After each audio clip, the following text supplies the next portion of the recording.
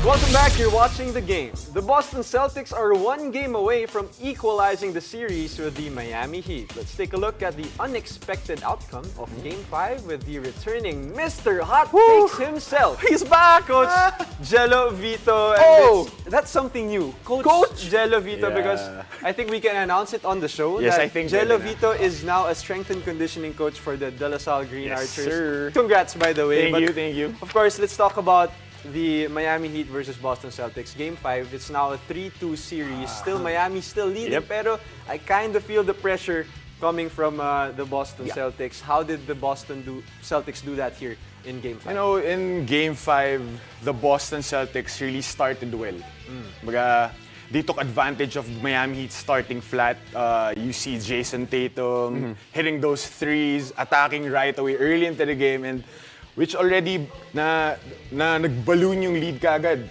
They already in the first quarter they scored like, I think 36 or 37 points in that first quarter only, and Miami only scoring 20. And from then on, hindi na nakabalik itong si Miami Heat all throughout the game.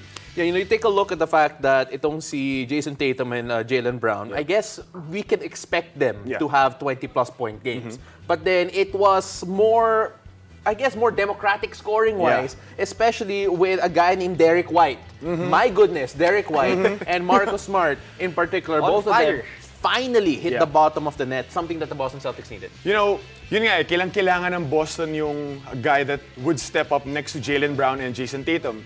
I mean, Derek White, you wouldn't expect him to put up those kinds of numbers. Marcus Smart, pwede pa, but the thing is, you know Marcus Smart is a stability guy, a glue guy na would do both things offensively and defensively. And very surprising na sila yung magiging next two guys after Tatum and Jaylen Brown. Well, we talked about this, on the show last night that, if the Boston Celtics keep on hitting the threes because Miami's daring them to shoot the threes and they're making it right now, do you think this momentum is finally gonna catch up and maybe Boston, might take the next game and get the momentum, Game 7? Pressure is on the Heat now.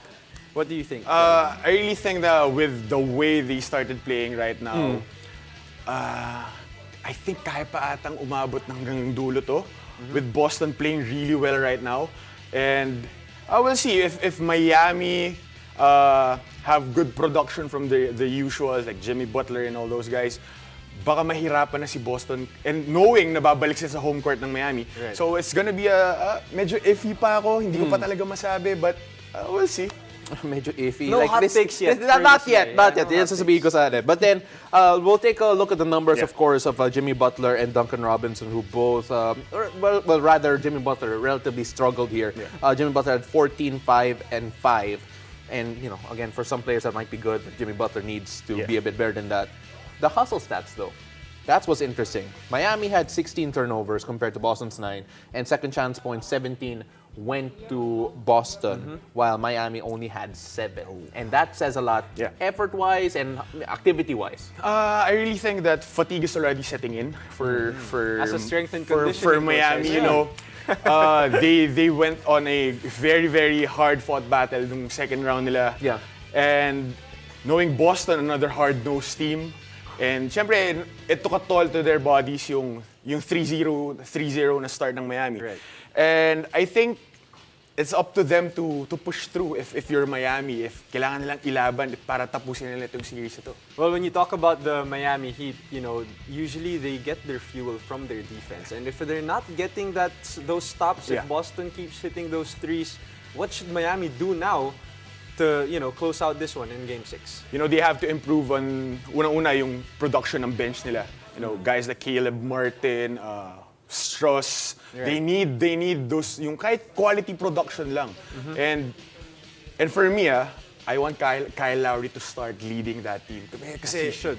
As he should, diba? He's a veteran point guard for Miami. He's been there a lot of times. He's a champion. He's a champion, but right now in this series, medyo nakukulangan pa tayo sa production niya in terms of being a leader and being a point guard for Miami. Yeah, absolutely. And of course, if you're a Boston Celtics fan, you're going to be like, please keep this going. But adjustments will be made in the next game. What do you feel Boston need to do to avoid any pitfalls in Game 6? First of all, huwag nilang gagalitin si Jimmy Butler. You know how Jimmy Butler goes. Kumbaga, for Boston, wala munang sisenyas ng ganyan. Yeah. Let them play. If you're Boston, just play the game, stick to the system, and who knows, baka mag-game 7 pa to.